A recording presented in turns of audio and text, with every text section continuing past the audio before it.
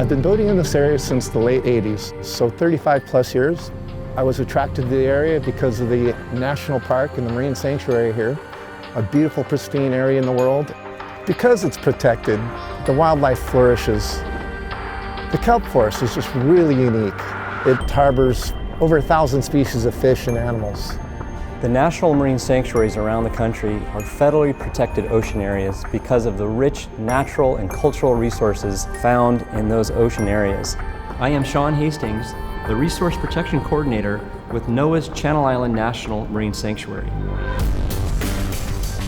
We're protecting whales, dolphins, seals, and sea lions, over 60 species of seabirds, and incredible rich habitats such as kelp forests, seagrass beds, deep water corals. If your vessel unfortunately goes aground or sinks in a national marine sanctuary, first and foremost, the U.S. Coast Guard gets involved to protect life and property. The Coast Guard is the first responder to make sure that the captain and crew are safely pulled out of the water or off the beach or off the islands and get to safe ground.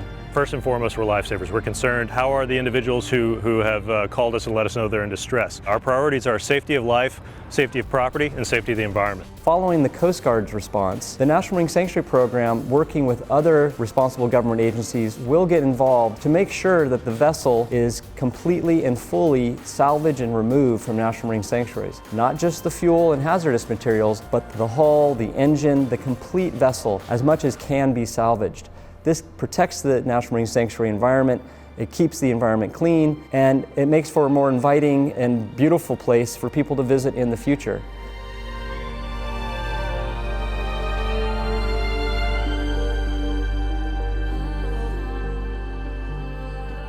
The best thing you can do as a mariner before you ever even get on the water, make sure you have the gear that you need to keep yourself safe.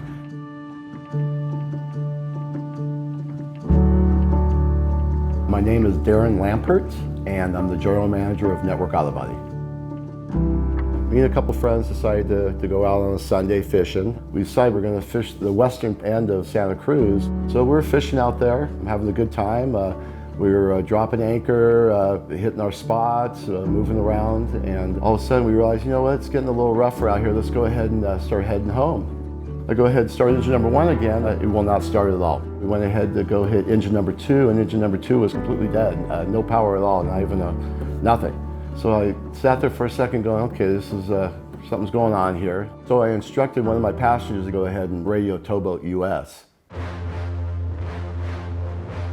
Boating is a wonderful activity. There is so much to see out there, and especially at the Channel Islands. The NOAA National Marine Sanctuary is beautiful. It's pristine. There are challenges. We do ask that you educate yourself and be prepared. Having the right equipment, having the right knowledge, checking the weather, doing all those things ahead of time can make your boating trip that much more enjoyable. Hitting everything we can, buttons, trying to do it manually. Anchor will not drop now. Roger, we're going to get a boat underway to you. Can I have your GPS position and geographic location? From where we were about 40-mile run. So as quickly as we could, we got underway. We were now drifting a couple hundred yards away from the island, and we knew we were going to collide with that island, no question about it. That's really scary. When you're just adrift and you're so close to that island, you know you're going to crash. Every 30 seconds, that swell's taking you out, pushing you back to the island. It automatically sounds like you're getting in an accident in the car, and it's quite unnerving, to be quite honest with you. Not something I ever want to experience again. If you're going to boat out at the islands or anywhere along the coast offshore, you need to be prepared to handle something that may go wrong. Without an idea of what happens out there, it's really easy to get caught off guard. It doesn't matter how big your boat is, it's the quickness and the steepness to the chop can offset the way the boat reacts to the swells and can put anybody at any skill level into major trouble. My name is Andy Perry. I've been fishing in the Pacific around California my whole life. Santa Barbara Channel Islands are definitely a unique feature in all of the Pacific and causes hazardous conditions to be unaware.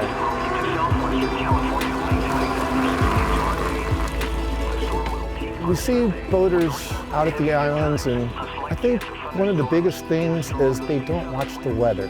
Check the weather when you're planning a trip, check the weather before you leave, and check the weather during your trip as much as you can. The weather here can change rapidly. You can leave on a beautiful clear day and 10 minutes offshore you hit a big thick cloud bank. The best way to enjoy national marine sanctuaries is to know before you go. Check the weather.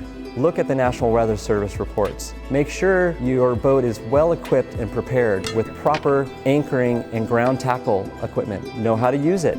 Make sure your marine band radio is working. I'm at anchor near shore, but I can't get my engine started.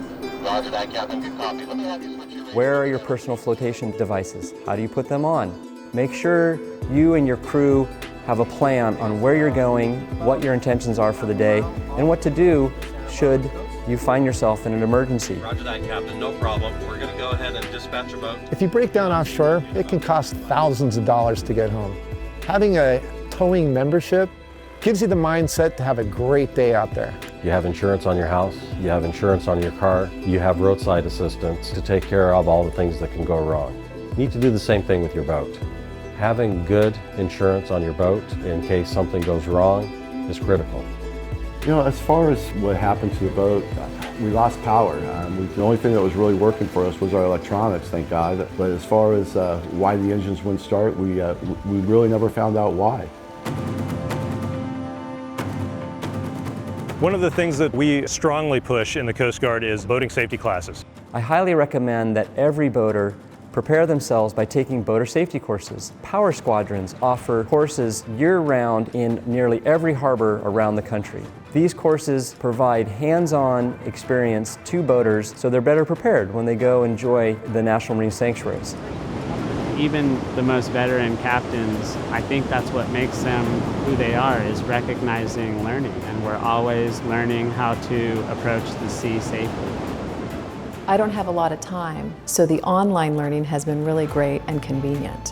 When I can't get out on the water, I can still continue to learn things from home. I'm a mom with 2 boys, and I want to make sure that when we get out on the water, I know as much as I can to keep us safe. I highly recommend checking out the California Division of Boating and Waterways, and each state has a similar program that provides online courses.